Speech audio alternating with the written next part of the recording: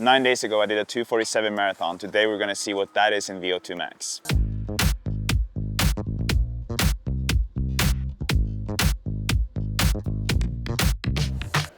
So the reason why I wanted to do this test just 9 days after the marathon was that I really am curious about what a 2:47 marathon equals in terms of the VO2 max. I did get a comment on Strava asking if this, or the reasoning behind this test, and some people might think that it's silly, stupid to do it because a marathon is such a heavy load on the body.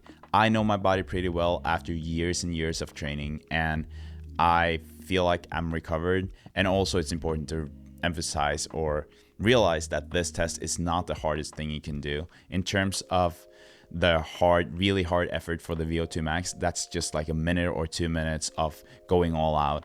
Other than that, it's actually pretty comfortable. You stop as soon as you get to a higher intensity when it comes to the lactate profile. So these things, to me, they are not super risky, and I thought it was interesting. I thought it would be interesting to you guys, and so here we are. So last time I did a VO2 max test was February 2020, and then I was 72 kilos. I think maybe I'm 73 today. We'll get the answer after I'm stepping on a scale.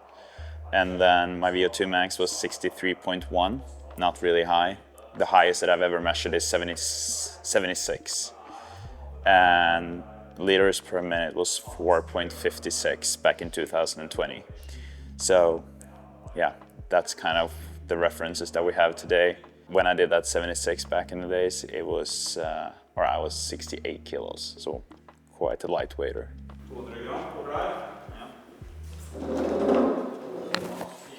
72.4.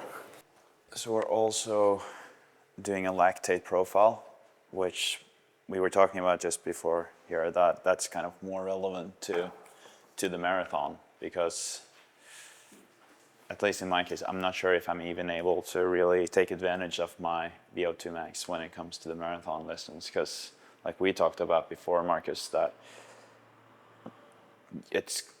the marathon distance is weird because you feel good until the last 10 kilometers, and then it's all about enduring that pain, and that's a bit different. But yeah.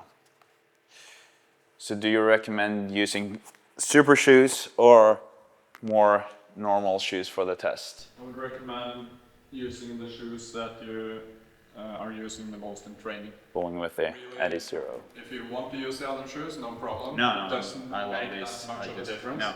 People wish it made Yeah. much of a difference, but it doesn't. No. I guess it's more about where I'm able to push myself. Yeah. At the end, rather than that. If you get even more hyped up and in a good mood on the shiny shoes, then Yes. you can do that. When was last race you did? 9 days ago in Trondheim, the marathon. Marathon? Yeah. 2:48? 47. 47? Yeah. So 9 days ago is your best performance in the last year? Yes, or so? I would say so. Yeah. When it comes to the VO2 max, I think it's very interesting to see where I am compared to what my watches have told me. So my Coros and my Garmin, they have both told me that I'm at 61, which I've always thought was a bit low, but I was like, okay, maybe that's the case. I did feel like after my marathon that it should have been a little bit higher, although I do not think that VO2 max is really a reflection of a marathon time or the other way around. But I was like 61, that's a bit low. It's been up at 62, and then honestly after the marathon for some reason it went down to 61. So I don't know what's up with that. But 61 is what they're predicting, and it's very interesting to now see where am I compared to that. Also, my Coros will give me a threshold pace. Curious to see what that is compared to the test results that I'm gonna get back in a few minutes. Do you want me to have a heart rate monitor on? Because I assume that you... So you can use ours, or if you want the data in your app, then use your own? It doesn't really matter. I can... Just use your own. Yeah? It's good. Yeah. Then I assume you want me to use the Garmin, because I also have the strap from Coros, but Garmin is better for you? Yeah. So we're doing those two different tests, and lactate profile is more about figuring out how I'm gonna do my training going forward. seeing if I've been doing it the right way up until now, because that is kind of determining my intensity zones. And since I'm obsessed with intensity control, this is a very, very important test. I could have done this at home. I have a lactate monitor, but I thought it would be great to go to the lab, have it tested, have Eskil do it, who's much better at this than me, and then get my zones based on that. And the test results that we're going to go through at the end of this video will obviously be all about my predicted racing times, my intensity zones, my VO2 max, and my threshold. What's the time horizon for the 225 probably? Within 2 years. Yeah. I don't know what is realistic. I feel like the last 3 months or 4 months, that's kind of the first time in a very long time that I've been able to train consistently.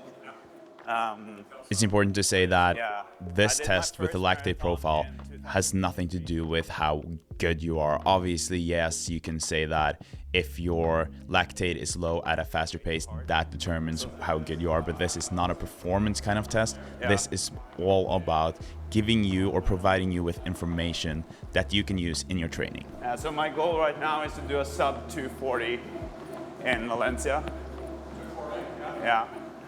Or 239. That would be fun. And then we'll see about the 225 when that is realistic to do. Okay, taking this off because now we're gonna start. So Kristian did a 10-minute easy warm-up. Now we're going to do a lactate profile to estimate his threshold speed. And we're going to do 5-minute intervals in increments. So we start at 13 kilometers per hour, which is for 36, if I am correct. And then we do 5-minute intervals, and we increase by 1 kilometer per hour every 5 minutes, measure his lactate, and estimate his threshold speed. So I think it's going to be either 4 or 5 times 5 minutes.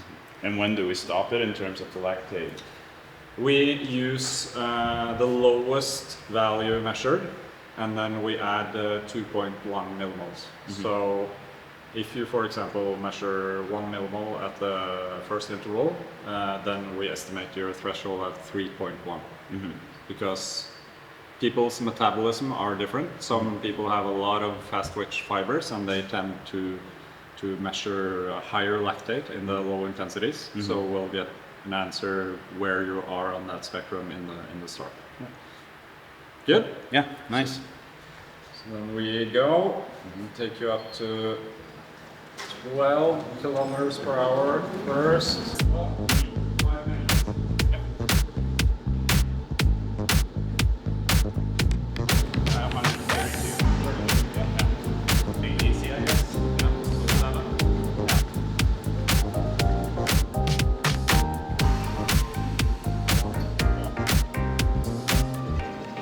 Prefer the left hand.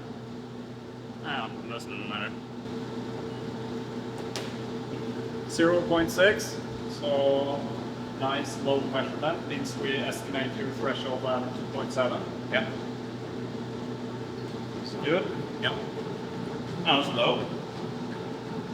Increase the speed 10 seconds. We need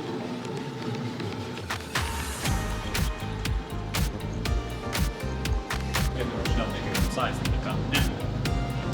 0.8, 14 kilometers per hour, 417. 4 minute per kilometer pace, 5 minutes. So I guess this is 248. 248 marathon pace. Yeah. Yes, you're lactate up to this. No. 1.6. I think that's a good guess. I'm guessing 1.4.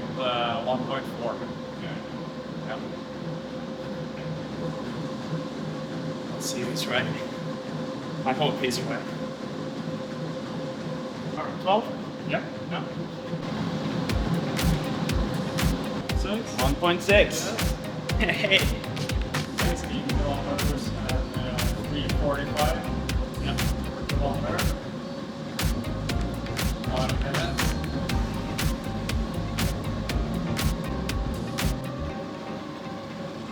Now we look for the number 2.8.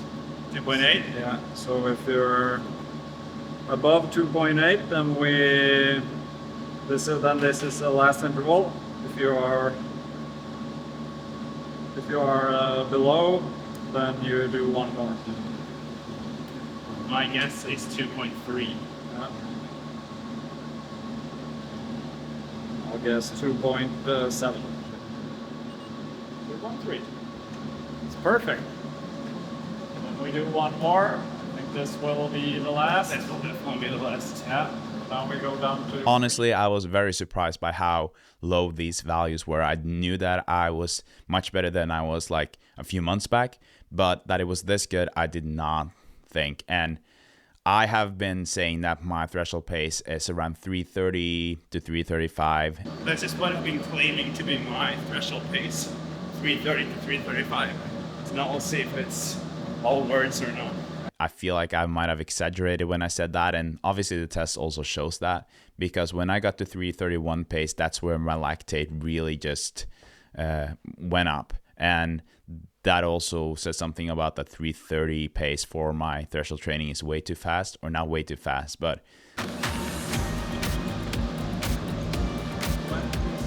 One. You want to guess? 3.2? Yeah. What's your guess? It's 3.8. It's right. Oh. You've been right all along now. 4.9. That's when it jumped. Finally, I win one guess. Yes. It was impressive that you did the 2.3 and 1.6. Definitely above threshold on 3:31. 16.3 kilometers an hour as your threshold, which equals 3:40 minutes per kilometer.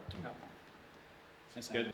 Pretty consistent with race results, and I think you are in the trending towards better. Yeah. Good. Yeah. So I guess like based on this, obviously I get the numbers tomorrow, but then for my threshold workouts, I should not go faster than 3:40. For your threshold workouts, yeah. Yeah. And it's also to realize that threshold is not a point, it's Yeah. an area. Yeah. So work around that with your how you feel on the day. Yeah. Go by feel as well. Uh-huh. So it's okay sometimes to do 3:45, and some days it's probably okay to do 3:35. Yeah. So as long as it's controlled and feels comfortable, and you don't do like crazy many repetitions, and you have something left in the tank, then you have a good workout. Yeah. So when was the last time you did a VO2 Max? 2020. Yeah. Yeah. And then I had 63. Treadmill or? That was on the bike. Bus? Yeah. So today we put you at 5% incline. Yeah. And we are going to start the test at 12 kilometers an hour at 5%, Yeah. so a bit below your threshold Yeah. to get the oxygen going. We increase by 1 kilometer per hour every minute. 2-3 first minutes are going to feel comfortable, and after that I'm going to begin to ask you if you want an increase. If you want an increase, don't talk into the mask, I can't hear anything. So thumbs up with the right hand, and the criteria for a thumbs up is that you believe that you can endure a whole minute with that increase. Yeah. And if you don't believe, if you believe you can do like 30 seconds, then you show me a flat hand. We keep the pace. You don't give up until you have to. Yeah. Okay? All out. All out. All out effort. So if from down here, see if this mask fits you. So I really wanted to have a VO2 max of 70 or more. That was just the ambitious part of me. I had 76 back when I was a speed skater. Then I was 68 kilos. Now I'm 72. And it's really, really important that you know that these numbers that you get from the VO2 max test is very, very related to your weight. So you can't really look at this one single number. The VO2 max is the amount of oxygen that your body is able to take in and take advantage of within a whole minute. And so that number that you get is kind of a result of some math equation with your weight. And so you should actually look more at the liter or milliliters rather than that number specifically. So that means that if I had a 76 test today at 72 kilos compared to the 68 kilos that I was when I did the test last time, that would actually have been a much better test. So the heavier you are, the harder it will be to get those higher numbers. Through that mask. Okay? Yeah. Good. As much oxygen as possible. Ladies and gentlemen, welcome to this flight to Boston.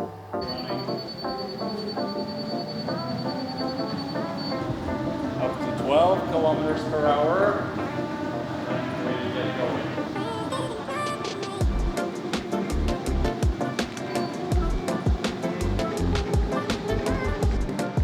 Really nice responsiveness start there. 14 kilometers an hour. I ask you, do you want the increase? Yes. Thumbs up, pumping fast. That's good. Get you to 15k an hour. Come on. It's from here on in that you show what you're made of. Come on, come on. Go, go. There we go. A little breakthrough. 61. Good work. See from your values that you have a lot left in the tank. 63. Come on, man. And I ask you, do you want the next one? Yes, thumbs up. Very good. Get you to 16k an hour. Come on, man. Come on, come on, come on, come on. If you want more, you have to keep going. Come on, come on, come on, come on. Go, go, go. Remember to breathe nice and deep and keep your breathing frequency high. Lots of oxygen through that mask. Come on, come on, come on. Yeah, that works, that works. 64, 65, come on. 10 seconds, and I ask you to do another one. Yes. Good work, then. Come on, stable at 65. Don't wait, don't wait. Come on, come on, come on. All the way until the end. Come on, come on, come on. 10 seconds. Do you want another one? Yes. Wise choice. It's really hard to know when you are pushing like this if you're actually able to get everything out. I was very, very tired. I felt like I didn't have much more to give. But just like with any competition or race, whatever, you always feel like you could have pushed a little bit more. Personally, I feel like sometimes I could have pushed a bit more, which is something that I definitely need to work on. Did it feel like a max push? Yeah. Yep. At least it felt like I was just stable there, that I couldn't give more. So I got the test results here on my phone. I'm going to go through them. I hope that this won't be too boring, but we're going to start with just my intensity zones, because what is really, like I said, nice about this is that I'm getting my intensity zones out of this, and then I can use that for my training going forward. In terms of zone 1 and 2, I've obviously had all of these zones before based on my previous tests. Zone 1 and 2, to me, it's not super crucial where it starts and ends in terms of that, or that divide between those, but my zone 1 starts at 103. I have a very low heart rate, maximum heart rate and resting heart rate. Resting heart rate at 33 and probably 187 based on this for the maximum heart rate. 103 to 134 is my zone 1. 135 to 152 is my zone 2. I've usually said that, or previously said that, my zone 2 starts at 140 and that my zone 3 starts at 150. What's good about this is that it means that especially when it comes to the zone 3, which is my threshold zone, that I haven't really been too high. I've actually been a bit lower on that side when I've said that I've been in zone 3. So that means that I've had less zone 3 workouts than I might have thought that I had. Anyways, that's not a big difference between what I thought it was and what it actually is. So that's good. Zone 3 is 153 to 163, which is also very much in the same area that I thought it was. So zone 4, 164 to 171, which is also pretty close to what I've been thinking that it has been.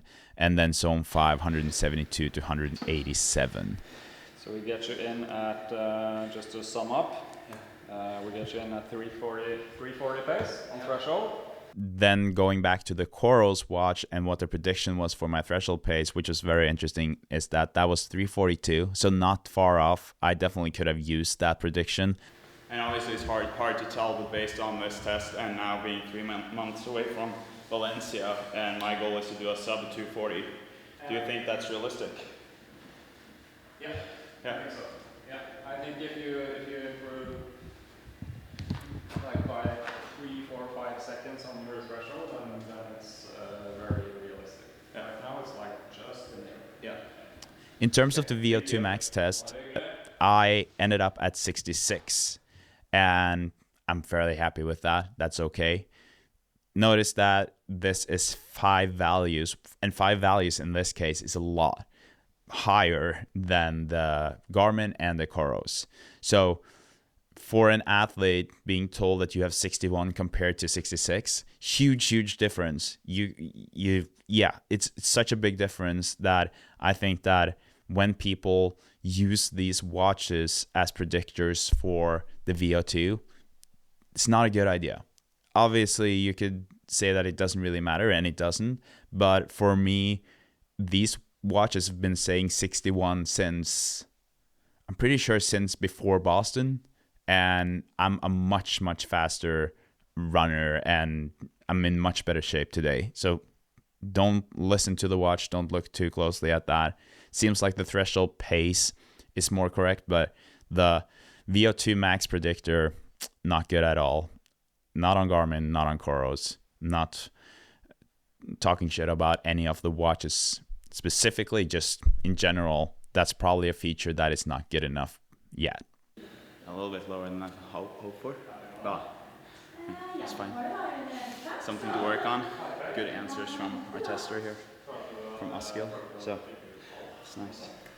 What I think is important to talk about here with the VO2 Max and the values is that 66 is my number. That is based on like my weight, and so that means that if I was heavier and I had the same test, that would have been more impressive. If I was lighter and I had the same numbers, that would have been less impressive. So for me, it's more important to look at the milliliters per minute, which is 4.7 liters. And that number is something that I'm going to look at because most likely getting closer to Valencia, I might be like a couple of kilos lighter.